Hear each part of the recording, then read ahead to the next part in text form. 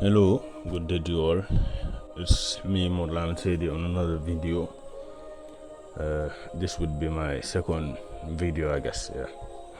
So today it would be speaking basically about how to make sure one has congruity or coherence, yeah, in one's life, or like we could say like the big five or the main five aspect of your life, or it depends what actually it is, you know.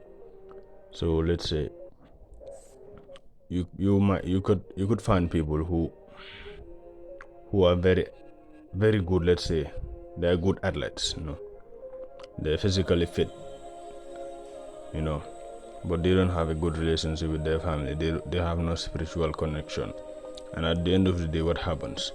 They are they're affected emotionally. It leads them to drugs or other kind of substances. So and another thing is like you have people who are extremely intelligent, who are very hardworking. They have a very good career, and at the flip side, they don't have a good relationship with their family. They don't have good spirituality. And you could have people as well who are very very good spiritually. They make sure that they pray, they do everything, but you know they they don't have good connection with their family, or they don't have like physical health. They don't take care of their physical health or stuff like that. So basically what this video is about is how do we make sure that we have coherence within our life? How do you make sure we have balance within our life? And it goes back to the person. What is the most important things to you? Let's say generally people mostly they care about their spirituality, they care about their physical and mental health, care about their career, they care about their family, and people want to be stable financially. So let's say that is the five, your spirituality, your physical and mental health, your physical fitness, your mental fitness too, you know that is joint. Yeah, so they are related, and all these are related in one way or another. Your financial goals, your relationship with your family, your educational career, stuff like that. So what you do is like write them down, so that you can have clarity, so that you can be precise with what you want, what would be good for you. At the end of the day, you might not have, or it's almost impossible to have everything that you want, but you would have what is good for you. So, and what would that do is like it would help people that you're associated with, let's say your family, your community, your country, the globe at large. So what you do is like write the most important things to you down, make sure that you improve them, so, and this goes back to one of the like videos I watched about Timothy Ferris, who said like, should we be specialists or like we should like learn things generally. He thinks like very important to be specific in one domain. That's why we have scientists. That's why we have people who are dedicated in one aspect. It's very very important. But it's also important that no matter how specific you are on one career, you know a little bit of other areas, so that you know and this comes back to, he basically said like, be a specialized, a generalized specialist. You have, let's say, an idea of what is going on generally, but you engage in one domain. So what would that be? It's like these five things. There are things, let's say, that you will be more involved in, but don't make sure that you don't leave the others behind. That's what I've done, let's say, in some sense with myself, my life, and at the end of the day, you're not gonna have everything perfectly, because as as hardworking as you could be, luck plays its part as well. You know, you have to be hardworking, but you can't underestimate luck as well. You have to be lucky as well. Let's say to be at the top. Luck is also part of it. So you can't say no. Only those that are hardworking are on top. No, they're hardworking, and opportunity meets their hard work, and that is, let's say, the luck. So what can you do to make sure that you have coherency within your life? Make sure, like, your spirituality, your connection with, let's say, your creator, for instance. What can you do to make sure that you improve your relationship with your creator? Pray to your Lord, fulfill the obligations,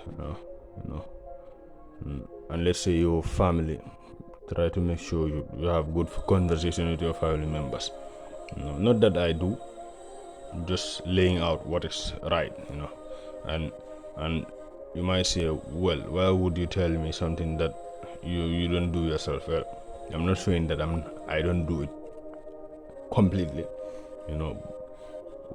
What it is like, you, like, if you're gonna wait for advice, like, from people who are perfect, you're never gonna get the advice. Or if you're going to get something important, an important message from people who, let's say, have never made, let's say, who are perfect, you're gonna wait for a very long time without getting what you want. So I try to do my best, but it doesn't mean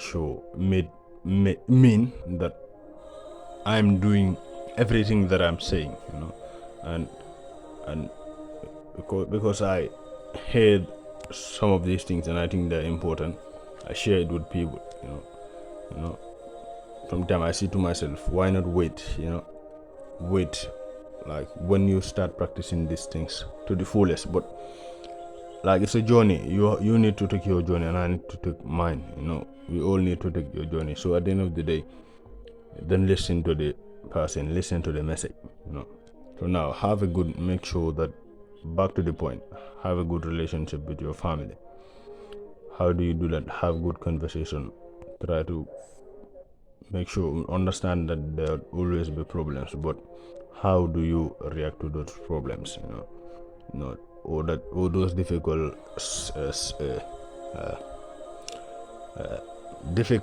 situations.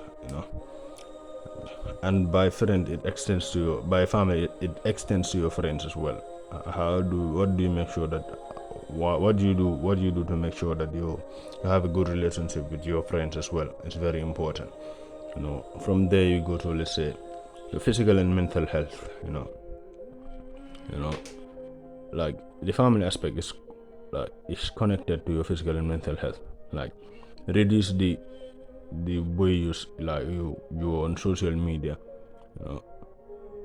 Try to also make sure that you have a connection with people, instead of, like, let's say, voice messages all the time, status all the time.